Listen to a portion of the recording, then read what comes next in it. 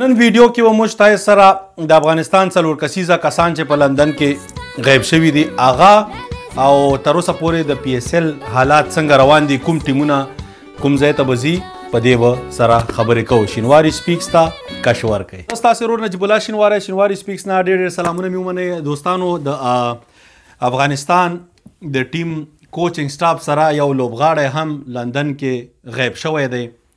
په دې په اړه باندې او پی اس ایل په اړه به سره غږیږو، خو شروعات د همدې نه کوو.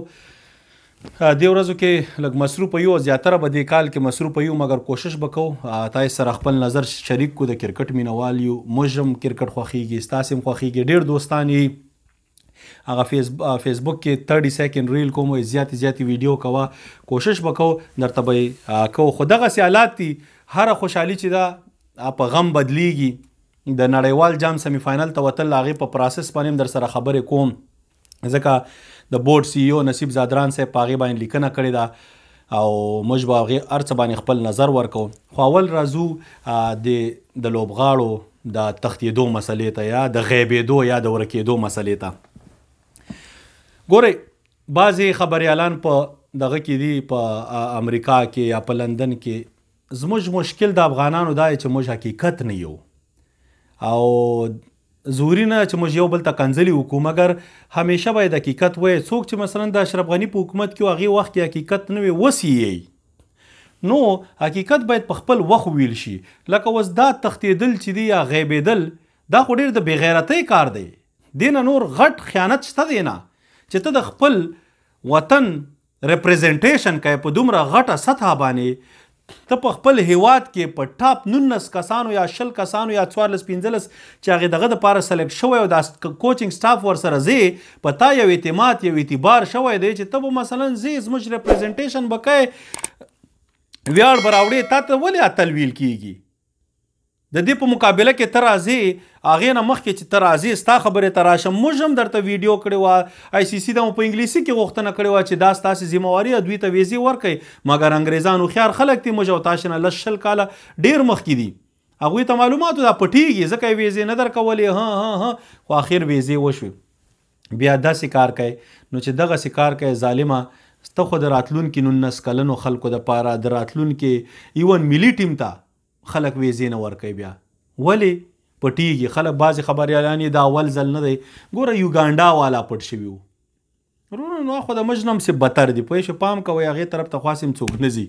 زموږ ټیم لوبغاړی یو څو لوبغاړي لکه ایمل وفا ډېر ښایسته راونډر و هغه وخت کې انډر 19 کې، خو غیب شو. اوس به چېرته لګي هوټل موټل کې به کار کوي، خدای دې خوار کړي. دا په کاناډا کې ورک شو. ورسره د مینجمنټ سټاف دا ټیم کې چې خبریالان یې چې ولا پیسې اخیستل کېږي چې انډر 19 ټیم کې سلیکټ شي، و شاهد حسیني غوندې کس چې دا به خامخا نغدې مغدې به یې ورکړي چې دی سلیکټ شي. پوه شو؟ همدې دپاره به یې ورکړې وي چې داسې ورځ راشي چې مثلا دی ځان وباسي، خپې وباسي. نو دغه کار یې وکړ، دی غلط کار کړی دی. دی زموږ د وطن هغه د راتلونکي آینده انډر 19 او نور خلکو دپاره غټ زیان او تاوان ورساو. وروره کتلې په بله طریقه به تللی وي، کاچاکیان ماچاکیان ډېرې طریقې شته، موږ چاته یو نه، ستاسې خپله خوښه ده. مګر دغسې کار چې دی زما په نظر دی نه غټ خیانت نشته، دی نه غټه بېغیرتي نشته، دی نه غټ ظلم نشته. موږ د ظالم مخکې هم خلاف یو، نن هم خلاف یو، سبا به هم خلاف یو. نو دا ورباندې زموږ نظر شو. باقي چې دی کوم کسان چې اوس پاتې دي هلته یې چې زه په چکر باندې، نو 8 تاریخه پورې چې دی آی سی سی ویزې دوی ته ورکړې وي زموږ د معلوماتو په اساس. او بیا د لندن د انګلینډ قانون داسې دی، یونایټډ کینګډم، چې په 48 ساعتو کې هغه کومه ټرانزیټ چې دی هغې کې باید ته وځې. نو 8 تاریخ خدای تیری ختم شو، په لندن کې دی ویډیو سره 2-3 ساعته پاتې دي. نو هلته به دوی څنګه پاتې کېږي؟ په کوم قانون په اساس چې څوک یې چې چکر ورته تللی ما، نو چکر خو هم د قانون په دایره کې ویل کېږي. که بله ویزه ورسره والله عالم، مګر د هغوی به معلومات وشي. مګر بعضې کس عکاس چې ایمل پسرلي صاحب یې صفت کړی، او موږ هم یو ښه کامنټ وکړه چې زمړه کورې ودان انسنګ هیرو دی، او رښتیا هم کار دوی کوي. او کریډټ چې عبدالله پکتیاني غوندې کس اخلي چې تېرې ادارې د کار نه شړلی و.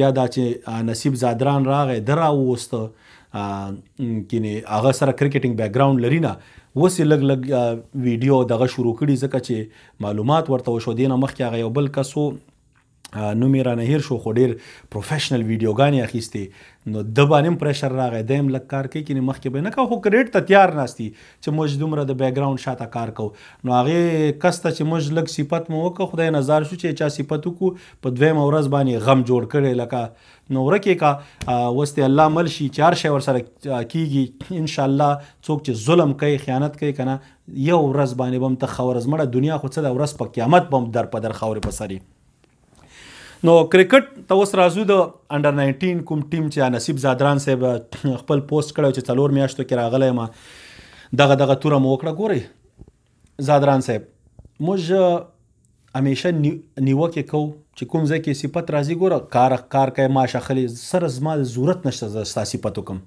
زه د کرکټ بورډ او دې خلکو دې چا هم صفت نه کوم خپل کار کوئ ماشه خلئ پیسې خلئ دا ستاسې ډیوټي ده په دنیا کې هم خلک کوي دلته هم موږ کوو بل ځای کې هم کوو مګر هغه ایکسټرا صفت داسې جست د زړه نه غواړو اپریشیټ کړو لکه اوس هغه فقیرزی صاحب چې دی د برق رئیس د جلال آباد کې سره ما لیدلی نه دی په دې ژوند کې مګر د کار سړی و زړه مو ورته دعا کوي نو دغسې موږ خو په دغې بیس باندې کوو نو زادران صاحب هیله ده چې دا کوم شي نه تا پوسټ کړي دي لږ ځان سره فکر وکړه 4 میاشتې کېږي ستا ته راغلی د زیمبابوې سیریز چې دی ډسمبر کې کېده هغه درنه پوسټپون سو د کرکټ بورډ ټول ټیم دپاره سپانسرشپ هغه شي نه خو ورک دي په دغه کې چې دی جنورۍ کې 3 نیدرلینډ سره لوبې وشوې تاسې دومره مو نه کړی چې یو 3 T20 ما اخیستي وای چې زموږ ټیم T20 ورلډ کپ را روان دی که نه رمیز راجا خو ګوره په 2 کروړه یا دغه باندې چې دی پیسو باندې اسټرالیا نه ډراپ ان پیچز راوړي چې خپل ټیم تیار کړي ته تی شی کوي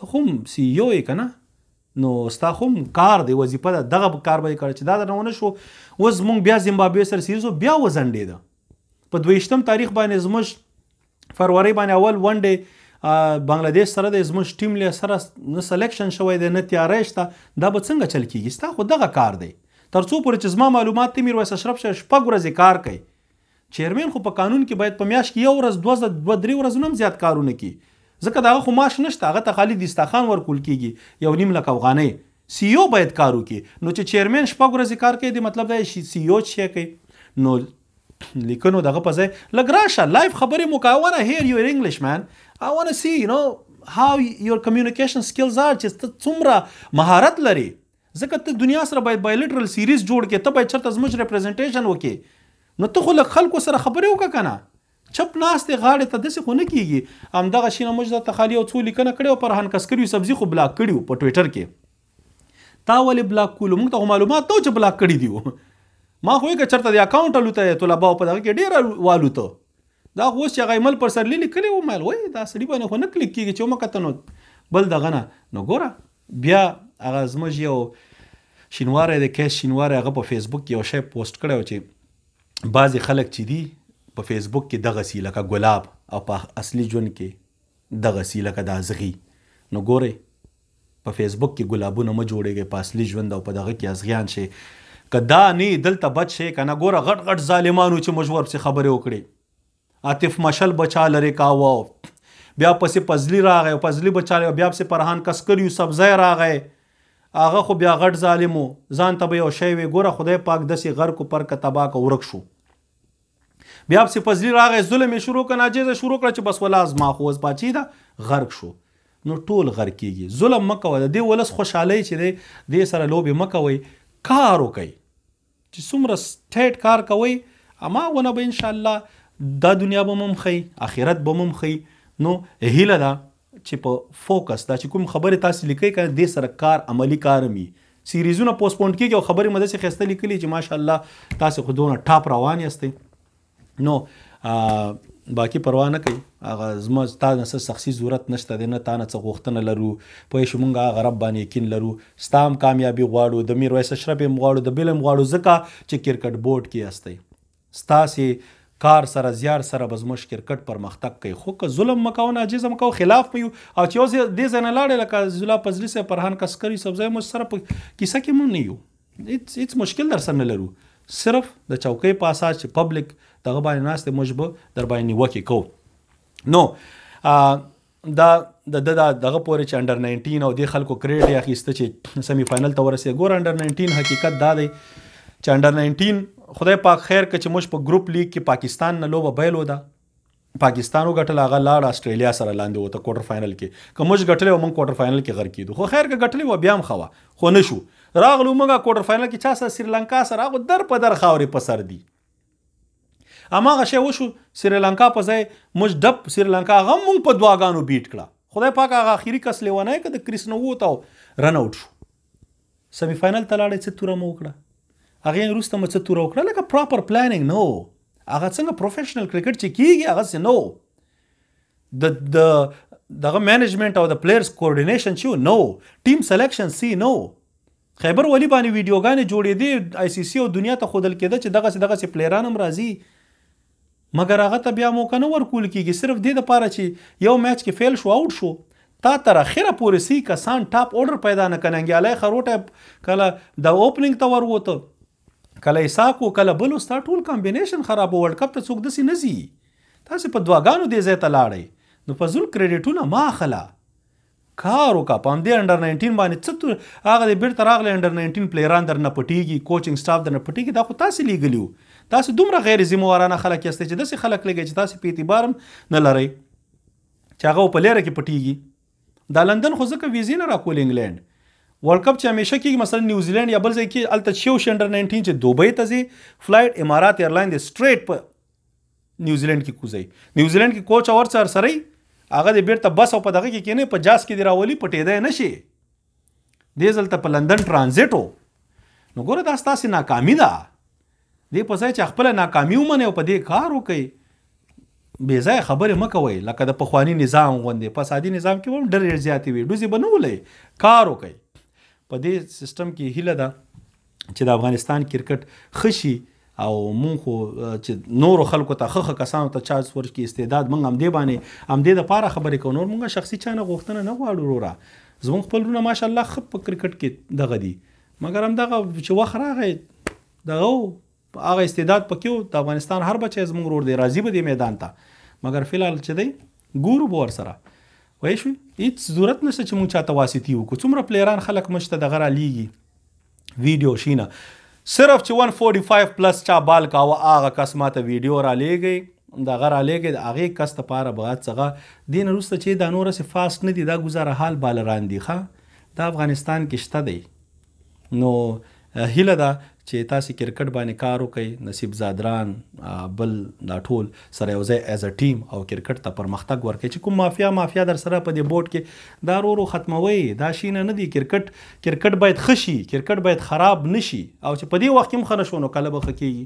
بیا خو د خلکو اوبه بلیږي، زموږ تیل نه بلیږي، هغه کار به نو افغانستان د کرکټ د بریا او د ښه کېدو په هیله باندې انشاءالله. اوس راځو پاکستان سوپر لیګ PSL. ښه PSL کې اول خو زما په نظر په PSL کې د شپږو په ځای باید 8 ټیمونه وي. دا شپږ ټیمونه ډېر لږ دي، ځکه یو ټیم به هغه ټول 3-4 میچ وګټي، هغه هم پکې 4م سپاټ ته رسېدلی.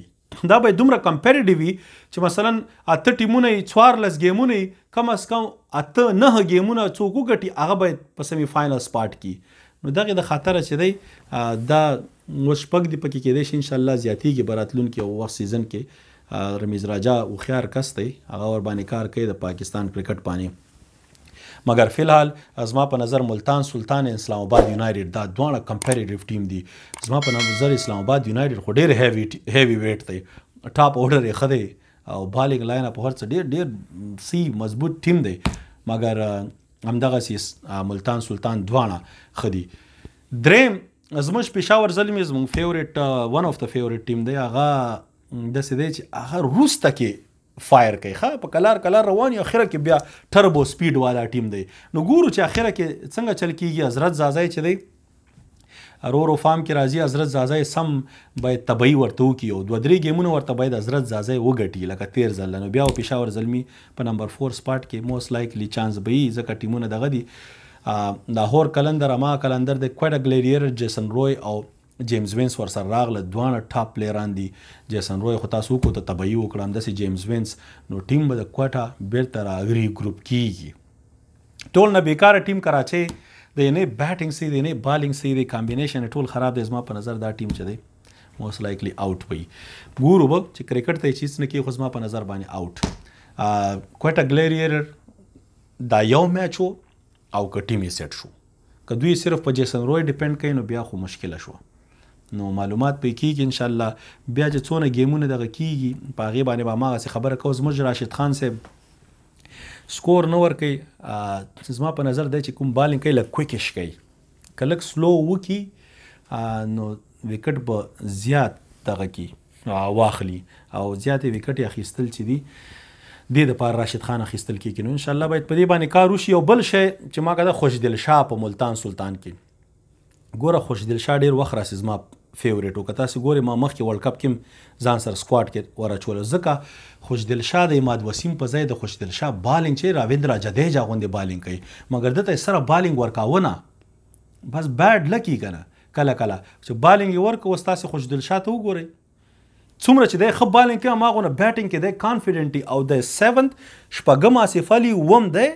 دا پاکستان دپاره په لوور آرډر کې به ورته میچونه ګټي، ځکه 20 بالونه 40 رنځې 15 50 رنځې پاتې دغسې پلیران ستا په کار یې 40 بالونه باندې.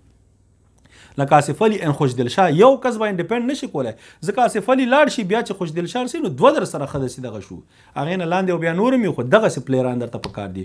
نو خوشدل شاه چې دی د پاکستان دپاره زما په نظر په دې دغه کې اوسه پورې ښه فاینډ دی. انشاءالله نور به هم ګورو سیزن سره پلیران پکې راوځي، په هغې بیا خبرې کوو. نو ستاسې ټولو د کتلو نه شیر کولو نه یو جهان مننه. کوشش به کوو چې څونه وخت پیدا کېږي تاسې سره راشو خپل نظر شریک کو. دا ستاسې چینل دی، د ولس غږ دی، د غریب غږ دی، او شینواري سپیکس چې دی چې څونه مو د وسه کېږي هماغه غږ به کوو. نور هېڅ غرض چانه نه لرو، د الله جزان بندګان یو. بس ستاسې د مینې نه، ستاسې د لایک سبسکرایب هر څه نه یو جهان مننه. په لوی الله مسپارم، ستاسې رور نجیب الله شینواری. خدای په امان. السلام علیکم.